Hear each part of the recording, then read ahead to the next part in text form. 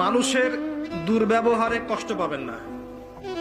যখন কাছের মানুষরা আপনাকে কষ্ট দিবে, এবং কাছের মানুষ কষ্ট আপনাকে দিবেই, কাছের মানুষরা আপনাকে বেশি কষ্ট দিবে জীবনে, তখন আপনি কষ্ট পাবেন না যদি আল্লাহর জন্য ওদেরকে ভালোবাসেন, যে আমি তো আল্লাহর জন্য এই কাজগুলো করছি, তারা শুকরিয়া আদায় করলেই বাকি আর না করলেই বাকি, তখন আপনি কষ্ট পাবেন না। দুইজন ব্যক্তি যারা আল্লাহর জন্য পরস্পরকে মহব্বত করে, এই দুইজন মানুষকে আল্লাহ পাক আরশের ছায়া ছায়া দিবেন। পারা যাবে ইনশাআল্লাহ। আপনি কোন আল্লাহকে ভুলে গেছেন? আমি অনেক লেকচারে বলেছি, প্রায় বলি কথাটা, যে আল্লাহ পাক ছাড়া সত্যিকার অর্থে আমাদের আপন বলে কেউ নাই। আমাদের উপরের মহলে, নিচের মহলে, পরিবারে, সমাজে, আত্মীয় স্বজন, স্ত্রী সন্তান অনেকে আছে, সত্যিকার অর্থে আল্লাহর মতো আপন আমাদের কেউ নাই।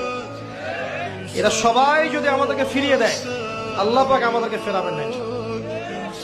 সেই আল্লাহকে আপন করে নেন, ইনশাআল্লাহ পরকালে নাজাত পেয়ে যাবেন, দুনিয়াতেও সুখে থাকবেন। দেখবেন সবাই আপনাকে ছেড়ে চলে গেছে ঠিকই, আপনার মনে শান্তি যে আল্লাহ আমার সাথে আছে।